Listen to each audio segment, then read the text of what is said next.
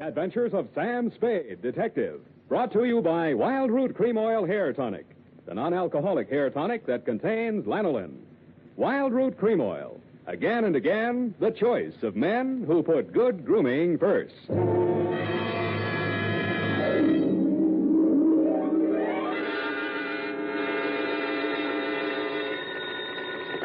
Sam Spade Detective Agency. That is the correct answer. You have just won $104 million, 6 deep freeze units, a stable of polo ponies with matching saddle soap, a terry cloth robe with chocolate bars pre-melted into the pockets, and a full-size, real, honest-to-goodness dreadnought, such as is used by Uncle Sam's Navy. Oh, I'm sorry you'll have to call back.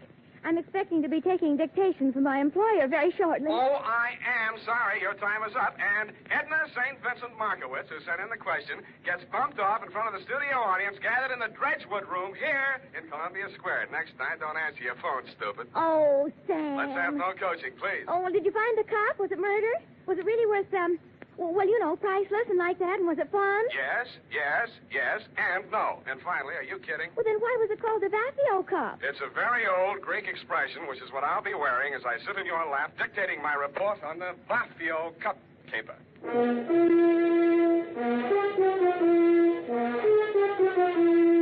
Dashiell Hammett, America's leading detective fiction writer and creator of Sam Spade, the hard-boiled private eye, and William Spear, radio's outstanding producer-director of mystery and crime drama, join their talents to make your hair stand on end with the adventures of Sam Spade. Presented by the makers of Wild Root Cream Oil for the hair.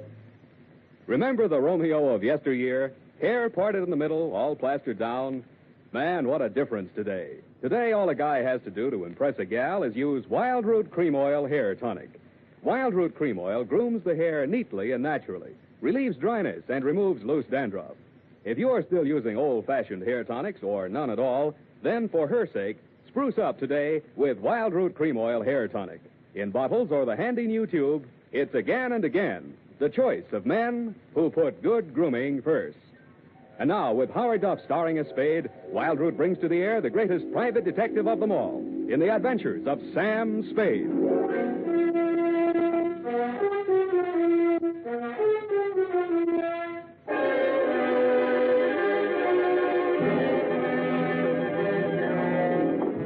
Blow the man down, police, blow the man down. Why do they want to blow the man down? Date, August 22nd, 1948, to Jethro Chiswick, Esquire. Oh, spelling, Sam. E-S-Q-U. No, Sam, I meant the name. It's, Chisro Jethwick. I did not say Chisro Jethwick. I said Jethro Chithwick. I mean, Chisro... look, we'll check it later. Oh, Sam, it might... I have an uncle in Berkeley named Smithwick. Leave your family out of this, F. But he's only by marriage, Sam. It's quite a common name. Name 3 people named Chiswick. No, Smithwick, Sam. Now, let's see, there's Uncle George and Aunt Amelia by a previous marriage. Then there's my cousin Rupert on the Christie side. When you have finished ruminating amongst the foliage of your family tree, Miss Perrine. Well, I only mentioned it in All connection right, with that name we'll that you start thought you... all over again. Tear out that page. Yes, Your Highness. No, please. No need to curtsy. To Jethro Chiswick, no comment, please. From Samuel Spade, license number 137596. What's that? Nothing, Sam, nothing. Throat. Subject, the Vaphio Cup Caper. Dear Commodore, that's the way I like you. Meek. I'd always considered myself fairly well-versed in the subject of cups. But if anybody had told me there was such a thing as a Vaphio Cup, they could have knocked me over with one, which they did. Mr. Spade? Yeah. I'm Chester A. Brody. I talked with your secretary on the phone. Do you follow? Oh, yes, Mr. Brody. Sit down. Rest your package. Thank you. I prefer to hold it for the time being. My card, sir. Theophilus and Brody, importers and exporters. Mm-hmm. Mr. Theophilus is my partner. Dimitri Theophilus. Do you follow? I follow. It was Mr. Theophilus who brought the Vaphio Cup into the firm. I furnished the cash capital. Vaphio Cup. I do not follow. Yes, indeed. The only one of these treasures to fall into private hands. One of the fabulous Vaphio Cups. Those exquisite and cunningly wrought examples of the art of the ancient Grecian goldsmith, excavated by the great Schliemann from a beehive tomb in Sparta. Beehive. Mycenaean age. Just west of the Lion Gate. Oh, the Lion Gate. Pardon me, Mr. Brody. Are you trying to tell me that this cup is very valuable? Priceless. And that you will finally manage to find a buyer? Do you follow? And that you want me to deliver that package containing your priceless cup and return with your customer's cash? Accurately put. I presume you're bonded. Uncork me and see for yourself. You are a droll fellow, to be sure. I had a light breakfast, drolls and coffee. Now, what is this Vaphio Cup? I will show it to you. You are about to see a treasure but few eyes have looked upon in our time, Mr. Spade. The Vaphio Cup. Handle it carefully. It's fragile. You could crush it in your hand like so much tinfoil. Yet this golden relic of a golden age has come down through the centuries miraculously unscathed. Note the delicately wrought lines of the bas-relief, the exquisite draperies on the figure of the caryatid, the anguish on the face of the fallen hunter, the sheer brute force of the wild boar charging to the kill. Holding this golden cup in your hands, you encompass 3,000 years. Do you comprehend why there's no question of insurance here? Frankly, I don't. My dear man, an item such as this is worth only as much as a collector will pay for it. This particular collector has offered $200,000. It might never be offered again. You follow? I follow. Very well. Here's your fee, $100. I follow. And here is the address of my client in Los Angeles, Commodore Jethro Chiswick. Oh, now, wait a minute. You will take the noon train. Any questions? Yeah, why can't I go on a plane? Because I've placed an item in this afternoon's papers to the effect that the treasure is to be transported by plane. If I were a gun and I read that item, I'd take the train. That would be your first thought. Then you would think they're saying they're taking the plane to make me think they're taking the train. Therefore, you would take the plane after all. Oh, would you? If you were really clever, you might say they're taking the plane to make one think it's the train, so I'll take the plane after all, and therefore... Never mind. By this time, he's decided on the bus. The train is perfectly safe. You follow?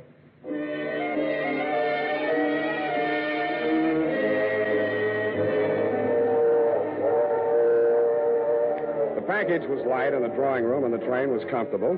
Seemed like an easy way to earn $100. I knew it wouldn't last. Never does.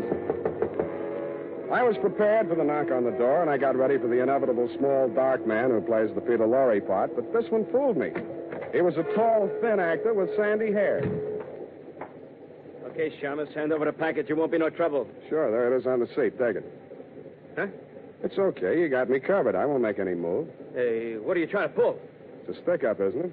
Hey, maybe I got the wrong compartment. No, that's it. The cup's in there. Unwrap it and see for yourself. Oh, no, you don't. I ain't picking up no booby traps. Oh, you're yellow, huh? I know that one, too. Don't cut no ice for me. Suit yourself. Game of gin? Hey, you're nuts. I'm getting out of Hey, here. wait a minute, pal. I'll buy you a drink. I don't drink. Lunch? In I go. Yes, indeed, Mr. Spade. I agree. Clarence is a very comical fellow. So are you. I took the liberty of stepping into your forecastle whilst you had your bit of railway in the after companionway with my mate, dear Clarence. You mind? Not at all. Well, sir, I'm afraid you're going to mind a great deal. Oh. And that's how I met you, Commodore. I was so busy sizing up the .45 in your right hand that I didn't even notice when you left, whipped out of your coat pocket with one of the largest saps I have ever felt. The next time I saw light, you were gone, the Vaphio Cup was gone, and the train was pulling into San Jose. I got off, rode back to San Francisco with a truckload of chickens, and headed straight for my client's apartment.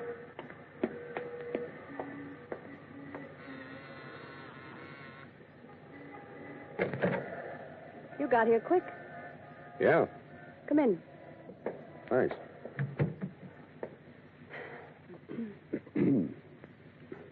Well? Well, what? Look, we can't both play this deadpan. We'll stay no place. It's in the back room. What is? The body. You're from the police, aren't you? I'm a private detective. How dare you? Hey, what was that for? For spying on me. You and all the other cheap gumshoes my husband hires. You're Mrs. Brody? I'm Enid Theophilus. Did my husband hire you? My name is Sam Spade. I was hired by one Chester A. Brody, your husband's business partner. Well, Sam, I hope he paid you in advance, because he's the body. Chester A. Brody was just barely identifiable. Somebody had worked hard trying to persuade him to say or do something he either couldn't or wouldn't do. The only interesting clue was in the wastebasket. At first, I thought it was a flattened beer can. But it was the Vaphio Cup, or a facsimile thereof. Well, how do you like it, Sam? I don't. He was my client. I wasn't hired to protect him. I didn't like him, but he was my client. How would you like me for a client? I'll give you the name of a lawyer, sister. My name is Enid. Ain't it? Now, let's see what I can squeeze out of you before the cops do. Brody was your husband's business partner, and you're, You don't have to be subtle. He was mad about me. I'm all broken up about his death. So is he. That wasn't funny. That time I deserved it. You don't like me, do you? Can't you get it through that steel-jacketed brain of yours that you're in bad trouble, that there's a dead man in the next room, beaten to death, and you're not supposed to be here? Oh, I was supposed to be here. We were going to elope as soon as you brought back the money from that, Greek thing. Yeah, what about that Greek thing? It was an antique. It was called the Vaphio Cup. Yes, I know about that. Yes, well, my husband dug it up in Greece and smuggled it into the country. Yeah? It was all he had, but it was such an important piece that he was able to persuade Chet, the late Chester Brody, that is, to let him in as a full partner. Then what? Well, they quarreled. My husband made some bad investments, and Chet wanted to sell the cup to save the firm. Dmitri refused. I didn't think it was fair, so I got the keys to his safety deposit box where the cup was, and Chet arranged to sell it to the Commodore. Did you get the money from the Commodore? All I got from the Commodore was lumps. He stole the cup? Roger. You've got to get it back. I've got it. Where? Here, take a look. Oh, it's ruined. Where did you find it? In a trash basket where it belongs. Dmitri did it. He must have suspected something and substituted a fake. That's it. He knows where the real one is. Somebody thought that your boyfriend knew. The one that killed him? That's the way it looks. And maybe that's the way it was meant to look. You know, somebody might get the idea that you palmed the genuine when you got it out of that safety deposit box. If I did, it was legal, and don't you forget it. A wife can't steal from her husband. Legally, they're one person. You can't steal from yourself. That's the law. I was wrong. You don't need a lawyer. Will you help me? I may hurt you, and it'll cost you anyway. I know what's good for me. Money.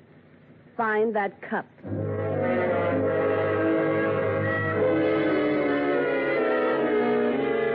I know what's good for me, too, so I took her $100, advised her to go home, and made for my own humble lodging. They were not only humble, they were crowded. The man was small, but the gun was enormous. I said, don't bother to introduce yourself. Your name is Dmitri Theopolis, and you want this package that I'm carrying.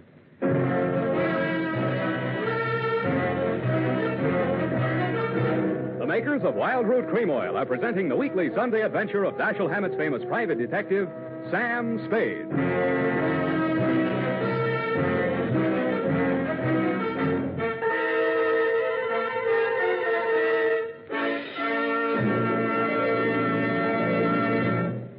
Here's important news on good grooming. If you want the well-groomed look that helps you get ahead socially and on the job, listen. Recently, thousands of people from coast to coast who bought Wild Root Cream Oil for the first time were asked, how does Wild Root Cream Oil compare with the hair tonic you previously used? The results were amazing. Better than 4 out of 5 who replied said they preferred Wild Root Cream Oil. Remember, non-alcoholic Wild Root Cream Oil contains lanolin. It grooms the hair naturally, relieves dryness, and removes loose, ugly dandruff. So if you want your hair to be more attractive than ever before, get the generous new 25-cent size of Wild Root Cream Oil, America's leading hair tonic, on sale at all drug and toilet goods counters. It's also available in larger economy bottles and the handy new tube.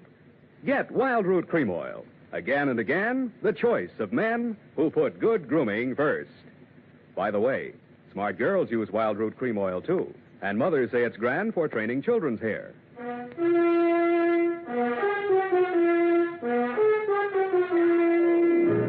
And now, back to the Vaphio Cup Caper. Tonight's adventure with Sam Spade.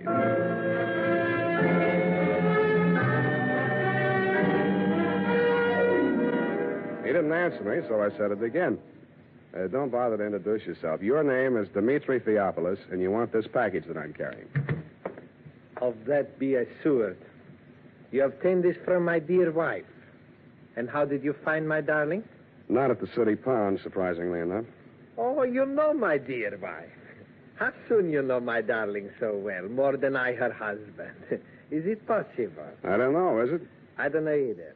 I employ a detective. Not this one. I have need. My poor partner, Mr. Brody. You are interested? If you are interesting about who killed your partner, that's one thing. But if you want somebody to dig out your family secrets, that is nothing. With me, you are, shall we say, no place. But why don't I get the right to know? There'll be no trouble, no scandal, no divorcement suing. Of that be assured. Even poor Chester is dead, so he's what one calls ancient history. While he lived, I knew nothing. I was blind. After he died, I see certain things. Yeah, well, do you see that maybe your wife had a hand in Brody's death? What then? Well, if it so happens that you cannot separate my darling from that, do you follow? Not quite. I'm not an old man, Well, but my dear wife is but 22 and a truly lovely person. Yeah, she's all right. Would it not be the part of husbandly wisdom to have, shall I say, a hold over her? If she's guilty, you won't need it. Good. Please, I cannot hold the gun and handle my wallet at the same time. Please. No, thanks. You keep the gun. I'll take the wallet. Oh, you trust me. You will work for me. Yeah, I'll work for anybody. Here, I left your cab fare. Oh, assuredly, you are so very kind. Oh, I'm not so Now kind. the package, yes? No. Then I don't hesitate to suit you. Now, wait a minute. Yes? This is the fake. You sure you want this? Assuredly, yes. A man has already been killed for it. Your life's a high price to pay for a fake, though fancy, tin cup. You still think that's the price? Brother, I know it. Then you know I will kill you for it. Okay, if it means that much to you, and I guess it does, it's all yours. Okay, thank you. Okay. Please remain where you are. If you follow me, I will surely suit you.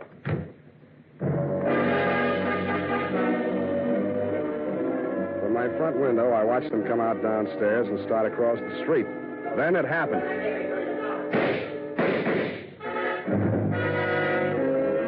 I saw the gun flash as it fired, and Theophilus slumped to the pavement. The package slid away from him into the gutter. I beat it down to him. He'd taken all 3 pellets in the midsection from close range. His pulse fluttered once or twice and then stopped. When I went to look for the package, it wasn't there. I called homicide and waited until they took him away. When I told Lieutenant Dundee what I had in mind, he congratulated me on my brilliant scheme and told me to go ahead with it. That was his mistake. I even talked him out of assigning any of his harness men to watch my building for the next couple of hours. That was my mistake. I went upstairs, opened the bottle, and waited for your knock on my door, Commodore. Well, sir, a man would almost think you expected us. Keep a weather eye on him, Clarence. Don't let him get lured. Aye, sir. Welcome aboard. No time for scuttlebutt, Mr. Spade. We are bound for Bullylong Bali on the lookout for Maru, sailing at dawn. I want that cup. The true, the genuine, the Vaphio Cup. No more deceptions, no more trickery. You will hand it over without further delay. Sure. Be glad to. Oh, no, not like that. You will tell Clarence where it is stowed, and Clarence will fetch it above deck. Why, you old barnacle. Theophilus never had his mitts on a genuine Vaphio Cup. Bilge water, sir. When Theophilus landed in San Francisco, he didn't have a farthing. Now he owes $500,000. If he hadn't got the genuine cup, how could he have borrowed all that money? Because a bunch of morons like you believed he had it. Blast my binnacles, man. You sound as though you believed what you're saying. Look, Commodore, you're interested in high finance. Now, how did Ivor Kruger make his millions? Why, matches. He was the match king, sir. Matches had nothing to do with it, Commodore. He started out with $15 million worth of phony government bonds that he printed himself. Follow? They weren't even good counterfeits, but he was smart enough not to try and cash them. He just kept them in a safety deposit box and borrowed money. Theophilus used his phony Vaphio Cup the same way. Blast my binnacles, man. You sound as though you believe what you're saying. Well, there's a familiar ring to it. I do. And I'll tell you why. He knew that was the fake in the package when he held me up for it. He was willing to risk his own life to get it out of circulation. Dash my timbers. Old Theophilus has left us without a shot in the locker. You steer us onto the shoals. We're on our beam ends. Hey, turn him off, Commodore. You're pumping bilge flush. We better haul our wind. Yes, indeed. I'm afraid it's getting rather warm in San Francisco. Bull along, Beckham. You won't make it past the potato patch. What? The cops are going to want some answers about a couple of stiffs you left behind in San Francisco. I'm glad you reminded me. Shall I plug him? No, we're taking him with us. Oh, that's what you think. Take it easy, mate. This ain't gonna hurt a bit.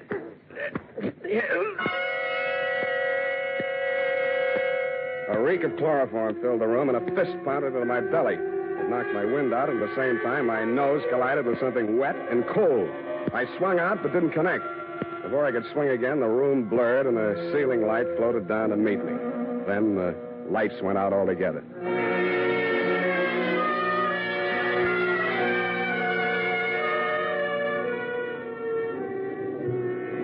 At first, I couldn't figure it.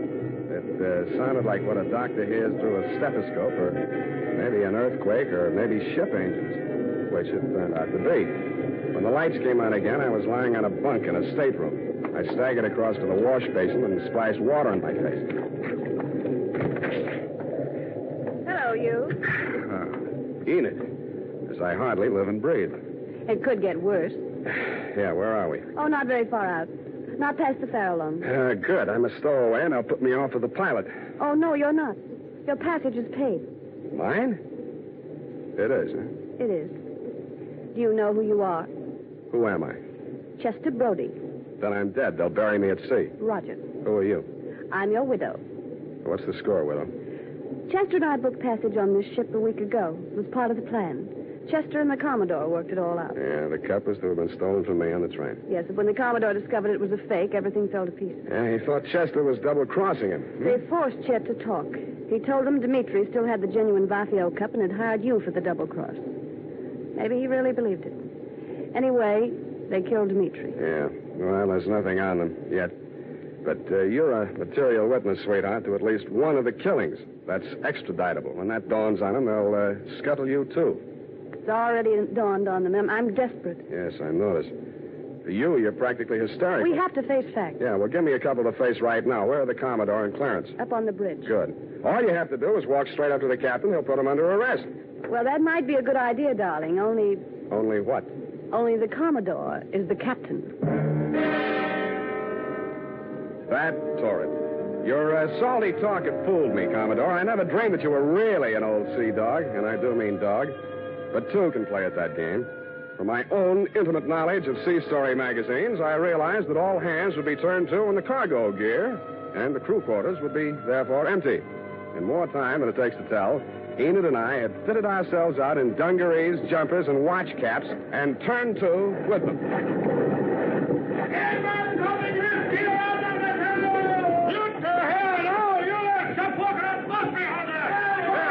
You two, look alive. Stow that preventer. Oh, me?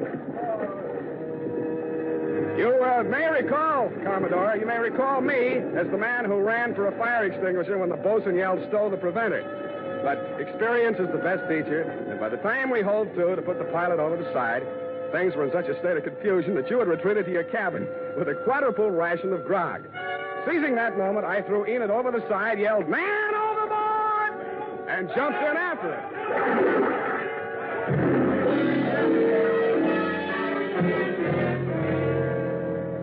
Once safely aboard the pilot schooner, we revealed our true identity, and a merry laugh was enjoyed by all.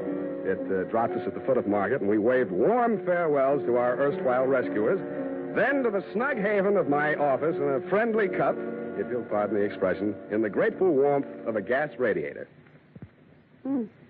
Unhealthy. Who, me? Gas fumes. Why don't you move into a building with steam heat? I like this building. I've been here for a long time.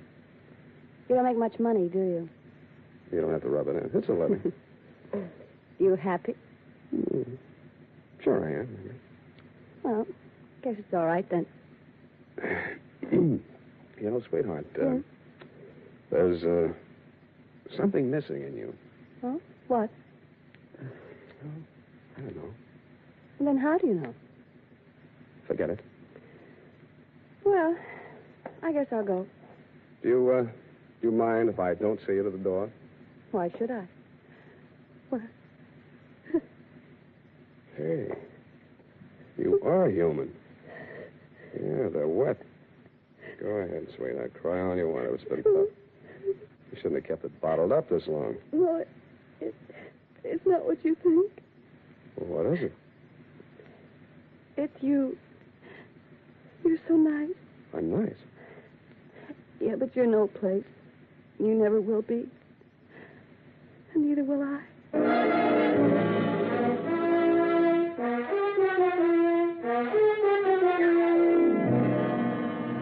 And that, Commodore, is the cargo. It was nice seeing you again down at the hall. They tell me you and Clarence are both trying to turn state's evidence. But according to the late bulletins, Clarence was leading by a neck in the stretch. Get it? The DA was afraid the jury might not understand your salty talk.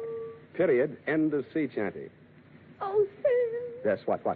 Oh, Hmm? oh, I just can't. Oh, why can't you? Are you feeling okay, F? Oh, Sam. Hmm? You betrayed your trust. You... Effie, speak to me. What is it? What is it? I betrayed my trust. What? Those criminals were on that boat. Yes? And you jumped overboard. You feel that I was recalcitrant? Is that it? That my actions were not true blue, clear cut? Is that it? Oh, I'll just go type this up, and I'm sure you can explain. I hope you can. I hope. Sour racket.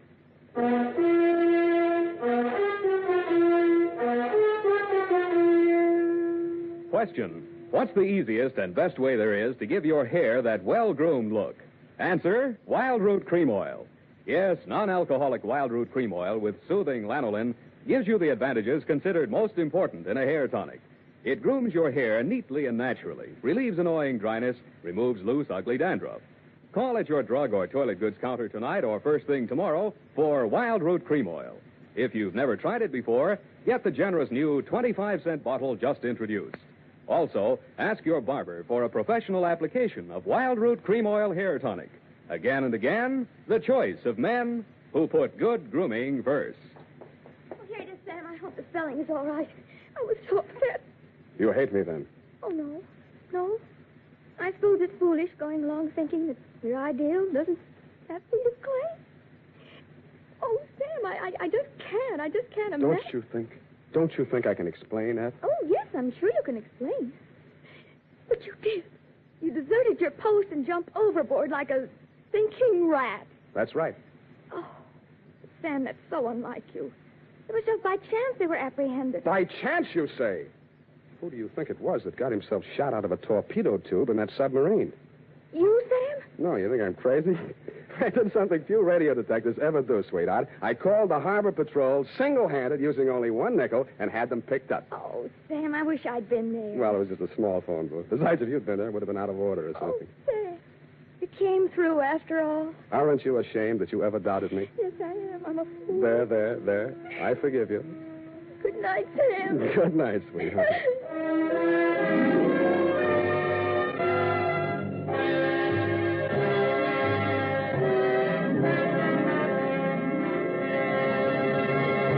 The Adventures of Sam Spade, Dashiell Hammett's famous private detective, are produced and directed by William Spear. Sam Spade is played by Howard Duff. Lorene Tuttle is Effie.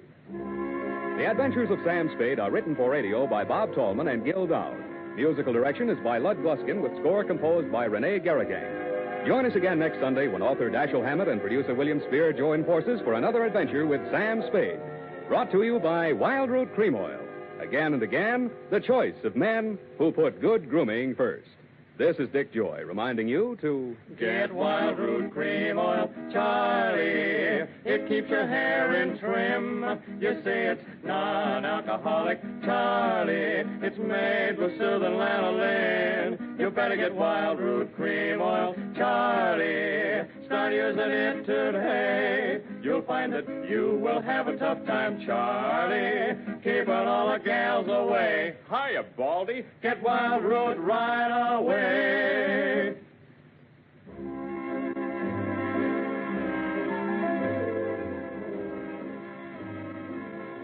This is CBS, the Columbia Broadcasting System.